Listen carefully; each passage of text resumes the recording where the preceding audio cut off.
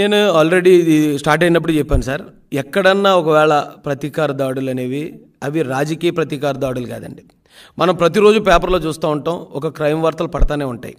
ఎక్కడో ఎవరికో సరిహద్దు తగాదా వచ్చింది, ఎవరికో ఏదో సొంత లావాదేవీలు ఉన్నాయి.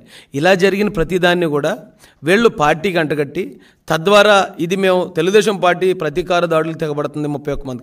ఈ గవర్నమెంట్ వచ్చిన తర్వాత 8 మంది చనిపోయారు తెలుగుదేశం కార్యకర్తలు. అది పక్కాగా వైసీపీ కార్యకర్తల చేతిలో హత్య గావించబడ్డారు.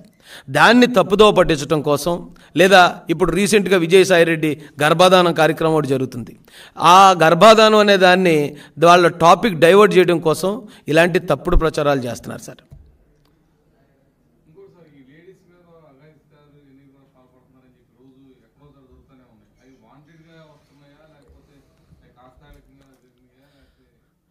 సార్, ఇప్పుడు ఎన్సీఆర్బీ రిపోర్ట్ ప్రకారం ప్రతి 3 నిమిషాలకు ఒక మానభంగం జరుగుతుంది భారతదేశంలో. వాటిని కట్టడి చేయడం కోసమే మనకి పోలీస్ వ్యవస్థను ఏర్పాటు చేసుకున్నాం, కోర్టులు, జైళ్ళు ఇవన్నీ ఉన్నాయి. కానీ ఒక నేరం జరుగుతుందని ముందుగా ఊహించి దాన్ని ఆపే మెకానిజం ఇప్పటి వరకు భారతదేశంలో కాదని ప్రపంచంలో ఎక్కడా లేదు. ఈ భారతదేశంలో అన్ని చోట్ల జరిగేవే. మీకు ఉదాహరణ చెప్తాను. 2020, 21, 22కి ఎన్సీఆర్బీ రిలీజ్ చేసిన రికార్డ్స్ ప్రకారం 2021కి 1018 మంది మహిళల మీద అఘాయిత్యాలు జరిగాయి ఆంధ్రప్రదేశ్లో. 21, 22కి 1188 అఘాయిత్యాలు జరిగాయి ఆంధ్రప్రదేశ్లో.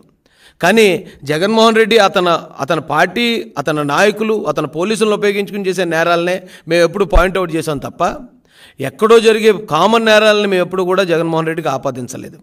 ఆ కామన్ నేరాలు ఏమైతే ఉన్నాయో వాటికి ఇమీడియట్గా ఇప్పుడు తెలుగుదేశం కూటమి ప్రభుత్వంలో తక్షణ చర్యలు తీసుకుంటున్నారండి. ఎక్కడైనా వాడు నేరానికి పాల్పడ్డాడు, ఇమీడియట్గా అతన్ని అరెస్ట్ చేయడం జరుగుతుంది.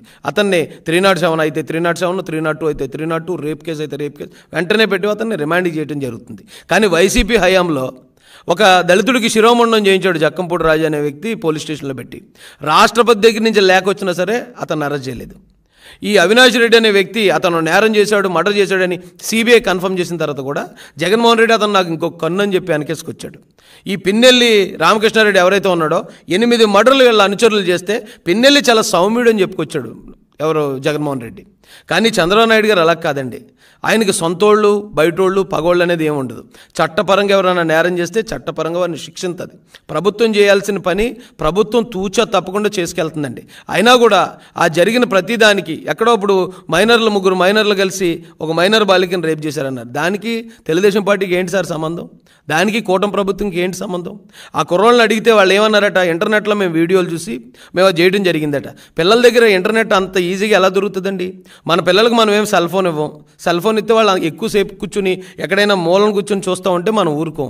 వాళ్ళ దగ్గర జగన్మోహన్ రెడ్డి కేవలం కమిషన్ల కోసం కక్కుతుపడిచిన ట్యాబ్లు ఉన్నాయి. ఆ కమిషన్ల కోసం కక్కుతుపడిచిన ఆ ట్యాబ్లో వాళ్ళు సాఫ్ట్వేర్ మార్చి దానిలో చెడ్డ వీడియోలు చూడడం. వాళ్ళేమో ఆ ట్యాబ్ తోటి ఉంటే ఏదో స్కూల్ పని చేసుకుంటున్నారేమో అని చెప్పి తల్లిదండ్రులు అనుకుంటారు. వాళ్ళ దగ్గర కంటే వయసును బట్టి మనం అందించే టెక్నాలజీ కూడా ఉండాలండి. వయసుని మీరిచ్చే టెక్నాలజీ మనం విదేశాల్లో లాగా, వెస్ట్రన్ కంట్రీస్లో లాగా మనం చిన్నప్పటి నుంచి పిల్లలకి హై స్కూల్ దగ్గర నుంచి మనం సెక్స్ నాలెడ్జ్ ఇవ్వం. వాళ్ళకంటే వాళ్ళకి ఏ టైంలో ఏ టెక్నాలజీ ఇచ్చినా వాళ్ళు దాన్ని కంట్రోల్ చేసుకోగలుగుతారు. మన పిల్లలకు వచ్చేటప్పటికి మనం వయసును బట్టి ఇవ్వాలి. మనం ఒక సెల్ ఫోన్ కొనాలంటేనే డిగ్రీ చదువుకుంటే తప్ప మనం చిన్నపిల్లలకు కొనం.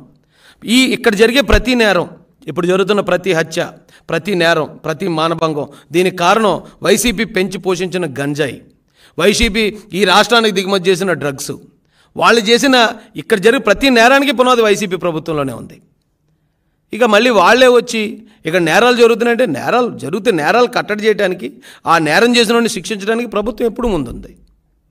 దానికి తెలుగుదేశం ప్రభుత్వానికి, దానికి చంద్రబాబు నాయుడు గారికి లింక్ పెడితే ఎలా సార్?